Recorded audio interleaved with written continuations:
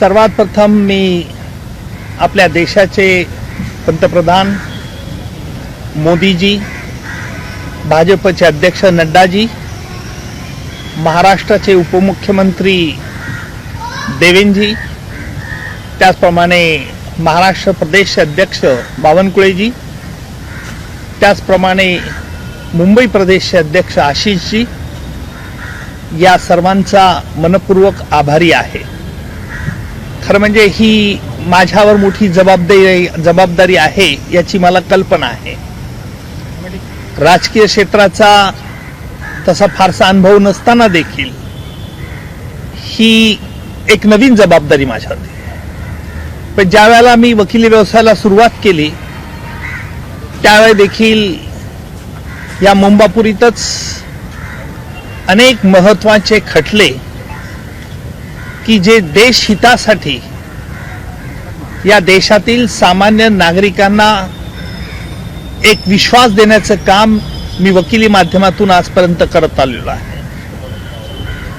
राजकारण हा माझा प्रांत जरी नसला तरी 2014 पासून मी या देशातील जी काही स्थित्यंतर झालं त्या स्थित्यंतराचा बारकाईने अभ्यास केला आणि माझी खात्री होत चालली की भारताची छबी आंतरराष्ट्रीय प्लॅटफॉर्मवरती जर चांगली नेण्याचं काम जर केलं असेल तर भाजपाचे पंतप्रधान मोदीजी यांनी केलेलं आहे. भारताची एक वेगळी छबी संपूर्ण जगात आज आपण निर्माण करू शकलो. याचं श्रेय निश्चित मोदीजी आणि त्यांच्या सगळ्या सहकाऱ्यांना आहे, यात शंका नाही. परंतु कायदा देखील भारतामधला हा महत्वाचा आहे. सामान्य माणसाच्या दीनदुबळ्यांकरता एक आधार असावा. या दृष्टिकोनातून देशाची सुरक्षितता आणि सार्वभौमत्व हे कसं अबाधित राहील हे लक्षात ठेवूनच मला भाजपमध्ये प्रवेश करावासा वाटला आणि म्हणून आज मी मुंबई मध्य उत्तर याचं प्रतिनिधित्व करण्यास सज्ज झालो. आपल्या माध्यमातून मी एवढीच सगळ्यांना खात्री देईल की या मतदारसंघाचं प्रतिनिधित्व यापूर्वी देखील स्वर्गीय मनोहरजी जोशी यांनी उत्कृष्ट प्रकारे केलेलं आहे, रामदासजी आठवले यांनी केलेलं आहे, तरुण पूनमताई यांनी देखील केलेलं आहे आणि त्यांनी या मतदारसंघाचे अनेक प्रश्न संसदेमध्ये उपस्थित केले होते आणि त्या दृष्टिकोनातून देखील ही एक चांगली परंपरा लोकशाही सुदृढ होण्याकरता त्याचं मी पालन करेल एवढीच ग्वाही देतो. त्यामुळे राजकारणात कशा रीतीने पावलं उचलायची, कशा रीतीने शतन चाल खेळायची या उद्योगात मी अजिबात पडणार नाही. मला ही कल्पना आहे की वर्षाताई या अनुभवी राजकारणी आहेत.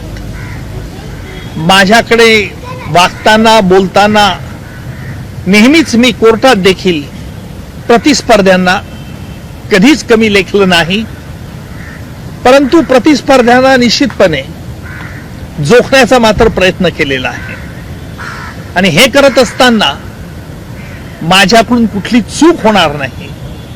आज संकष्टी आहे, आज गणपतीचा दिवस आणि म्हणून या गणपतीच्या दिवसात गणपती बाप्पा माझी बुद्धी या दृष्टिकोनातून चांगली आणि अबाधित ठेवो अशी मी परमेश्वराजवळ प्रार्थना करतो आणि पुन्हा एकदा सगळ्यांचा आभार मानतो. तुम्ही प्रसार माध्यमांनी यापूर्वी देखील मला अतिशय चांगल्या रीतीने सहकार्य केलेलं आहे. एक सकारात्मक गोष्ट राजकारणातून देखील करता येते. राजकारणातून समाजहित आणि देशहित देखील जोपासता येतं. हे येणाऱ्या भविष्य काळात मी जनतेला दाखवून देईल एवढा आत्मविश्वास आज व्यक्त करतो. जय हिंद, जय भारत. दहशतवाद्यांना फासावरती चढवणारा योद्धा असा उल्लेख भाजपाने तुमचा केला. हाच प्रचाराचा प्रमुख मुद्दा आणि तुमचा प्रमुख चेहरा असणार आहे का या लोकसभा निवडणुकीत? असं आहे की मी आजच याची ही बातमी मला मिळाली आहे. माझ्यापेक्षा या क्षेत्रातले अनुभवी आशिषजी शेलार आहेत, देवेंद्रजी आहेत. प्रचाराचा काय मुद्दा असावा, प्रचार कोणत्या मुद्द्यावरती न्यावा, हे अनुभवी त्या व्यक्ती आहेत, त्यांनी ते ठरवायचं आहे. मी मात्र पक्षाधिकाऱ्यांनी जी कामगिरी सोपवतील आणि माझ्या सतसत विवेक बुद्धीला अनुसरून मी ती कामं संसदेत उपस्थित करेल आणि त्या गोष्टी तळीला नेण्याचा प्रयत्न करेल. म्हणजे एक महत्त्वाचा प्रश्न, तुम्ही ज्या मतदारसंघाचं प्रतिनिधित्व करणार आहे तिकडे गेले 2 टर्म पूनम प्रमोद महाजन ह्या खासदार होत्या. कुठेतरी त्यांनाही इच्छुक होत्या त्या की उमेदवारी मिळावी, त्यांना मिळाली नाही. तुम्ही त्यांची भेट घेणार आहात का? त्या नाराज असल्याचं होतं तिकीट न मिळाल्यामुळे. तुम्ही त्यांची भेट घेऊन समजूत काढणार आहात का, नाराजी दूर करणार आहात? पूनमताई या काही मला नवीन नाहीत. कैलासवासी स्वर्गीय प्रमोदजी महाजन यांचा खटला चालवत असताना पूनमजी ह्या नेहमी मला भेटत असत. एक चोखंदळ अभ्यासू असं त्यांचं व्यक्तिमत्व आहे. साहजिक आहे, ज्यांनी या मतदारसंघाचं 10 वर्ष प्रतिनिधित्व केलं त्यांनी ते पुन्हा मिळण्याची अपेक्षा करावी, यात गैर काही नाहीये. त्यामुळे मी निश्चित या मतदारसंघाचे काय ज्वलंत प्रश्न आहेत ते प्रश्न कसे रीतीने सोडवता येईल याकरता त्यांच्याबरोबरही मी चर्चा करेल. आणि माझा मूलतः स्वभाव हा हनुमान जयंतीचा माझा जन्म असल्याने मी कधीही कुणाला कमी लेखत नाही. परंतु एक गोष्ट मात्र निश्चित की सत्याकरता आणि न्यायाकरता झगडणं हे माझ्या रक्तात आहे. त्यामुळे आजपर्यंत संपूर्ण 40-45 वर्षाच्या वकिली व्यवसायामध्ये मी कोणत्याही आरोपीचं प्रतिनिधित्व केलं नाही. परंतु जे खोट्या गुन्ह्याकरता आरोपी पकडले असतील त्यांना देखील सोडावं अशी धाडसी भूमिका देखील मी न्यायालयात घेतलेली आहे.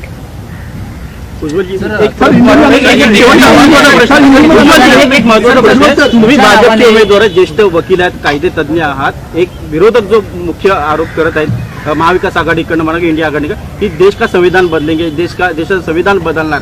तुम्ही स्वतः कायदे तज्ञ, तुम्ही काय उत्तर देता? असं हे राजकारणामध्ये आरोप केल्यानंतर त्याला कशा रीतीने उत्तर द्यायचं हे राजकारणातील जे आमचे धुरंधर नेते आहेत त्यांच्याशी मी चर्चा करेल आणि त्यातून कायदेशीर सामाजिक अशांतता होणार नाही अशा प्रकारे तो स्टँड मी घेईल याची ग्वाही देतो.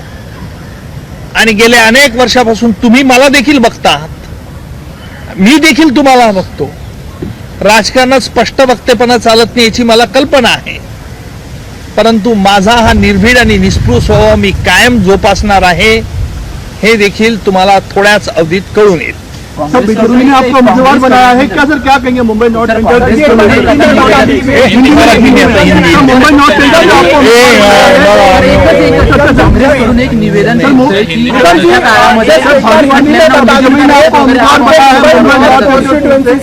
मुंबई नॉर्थ कॉन्स्टिट्यूंसी से आपको जो टिकट मिला है, एक बार हिंदी में सारी चीजें बता दीजिए, किस तरीके से आप देखते हैं? कितने खुश हैं आप? देखिए, कई सालों तक आपने मुझे हमेशा मुलजिमों के खिलाफ लड़ते हुआ कोर्ट में देखा है, लेकिन एक ऐसी जिम्मेदारी आज भाजपा ने मेरे पे कंधे पे डाली है जिसके लिए मैं हमारे देश के प्रधानमंत्री मोदी जी, भाजपा के राष्ट्रीय अध्यक्ष नड्डा जी, महाराष्ट्र के भाजपा के अध्यक्ष जी बावनकुळे जी, हमारे महाराष्ट्र के फॉर्मर सीएम और present deputy chief minister Devendra ji, Mumbai Bhajpa के अध्यक्ष आशीष जी, इनका बहुत शुक्रगुजार। मुझे ये पता है कि राजनीति ये मेरे लिए नई है, लेकिन आपके माध्यम से सभी को बताना चाहता हूं कि मेरी कोशिश हमेशा ये रहेगी कि हमारा देश का संविधान देश का कानून और देश की सुरक्षिता, ये मेरे प्रायोरिटीज रहेंगे। और ये प्रायोरिटीज के लिए मैं ये जरूर करूंगा कि जो हमारे संसद में इसके लिए क्या सवाल उठाए सकते हैं, क्योंकि मैंने इस बंबई में कई ऐसे संगीन मामले चलाए जिससे राष्ट्र हित का एक तार जुड़ाई थी। मैंने ऐसे कई बातें देखी भी है और अनुभव भी किया है कि उससे मैं कहता हूं कि कानून ये श्रेष्ठ होना चाहिए, बलवान होना चाहिए, लेकिन आम आदमी पर कोई इंजाम नहीं आए। इसके लिए कानून, क्योंकि हमारा भारत का कानून का एक बहुत बड़ा अहम प्रिंसिपल है, 100 गुनहगार छुड़ गए तो चल सकता है, लेकिन एक निर्दोष को सजा नहीं होनी चाहिए। आज तक मैं हमेशा मुलजिमों के खिलाफ लड़ता रहा हूं, चाहे वो डेकॉइट हो, चाहे वो गैंगरेप हो, चाहे लड़की पे रेप हो, चाहे राष्ट्र की सुरक्षा टेरर एक्ट हो, सोशल ऑर्गेनाइज क्राइम हो। और हमेशा मैंने ये जानने की कोशिश की है कि देश की छवि आज जो हमारे प्रधानमंत्री मोदी जी ने एक उचित तरह से बढ़ाई है, जिसके आधार पर आज पूरे विश्व में इंडिया का नाम सभी बहुत रिस्पेक्ट आदर से लिया जाता है, और इसको पूरा क्रेडिट मैं हमारे प्रधानमंत्री जी मोदी जी और उनके पूरे सहकारी को देता हूं। लेकिन जहां से मैं अभी मुझे चुनाव लड़ने के लिए कहा गया है, ये मुंबई की एक बड़ी अहम कॉन्स्टिट्यूंसी है, मैं मानता हूं। इस कॉन्स्टिट्यूंसी को पहले भी कैलाशवासी मनोज जी जोशी ने रिप्रेजेंट किया है, रामदास जी आठवले ने किया है, और तरुण युवा पूनम जी ने भी किया है। इन शख्सों ने सिर्फ भाजपा और शिवसेना का नहीं, लेकिन हमेशा देश के हित के बारे में पार्लियामेंट में सवाल खड़े किए हैं, और आम आदमी को किस तरह से शांति मिल सकती इसके बारे में भी उन्होंने सोचा है। मैं आपके माध्यम से यही सबको आश्वासित करता हूं कि मेरी यही कोशिश रहेगी, और इस कोशिश के माध्यम से मैं हमारे देश में जो भी नए कानून आएंगे, जिस कानून से देश की सुरक्षिता और आम आदमी का चलन कैसे सुधारा जा सकता है। हमारा देश का यह वैशिष्ट्य है कि हमारे देश में अलग अलग जात धर्मों के लोग एक होमोजिनियसली रहते हैं, और इसी इंडिया में डेमोक्रेसी आज पूरे विश्व में हमारे देश की डेमोक्रेसी एक अच्छी तरह से, जिसकी सराहना पूरे पाश्चिमात्य देशों ने की है। बस इतना ही आज कहूंगा। आगे चल के आपको भी विनती रहेंगी मेरी कि आप भी मेरे अच्छे कामों के लिए, जिसे मुझे मेरा हौसला बुलंद रहेगा, ये कीजिए। कोई ऐसे पॉलिटिक्स में नया होने के कारण कोई ऐसे आड़े टेढ़े सवाल मत पूछो, क्योंकि हमेशा गुनहगारों के खिलाफ लड़ता हूं। वैसी मेरी जबान बहुत कड़वी है, आपको पता चल ही जाएगा। तो पूनम महाजन से आप मिलेंगे क्योंकि वो नाराज हो सकती है क्योंकि उनको सीट नहीं मिला है। पूनम जी और मैं, हमारे संबंध बहुत पारंपरिक है। प्रमोद जी की हत्या होने के बाद 10-15 साल हो गए। पूनम जी, पंकजा मुंडे मुझे हमेशा मिलते थे। कोर्ट में बयान देते समय बहुत अच्छा वक्त उनके साथ मैंने गुजारा। पूनम जी का होमवर्क भी बहुत पक्का रहा है। मैं जरूर पूनम जी से मिलूंगा, और पूनम जी ने 10 साल इस कॉन्स्टिट्यूशन को रिप्रेजेंट किया है। इसका मतलब साफ है कि पूनम जी को इस कॉन्स्टिट्यूएंसी के बारे में पूरी जानकारी है, मैं उनसे सलाह मशवरा करूंगा और उनकी राय भी मैं जरूर लूंगा।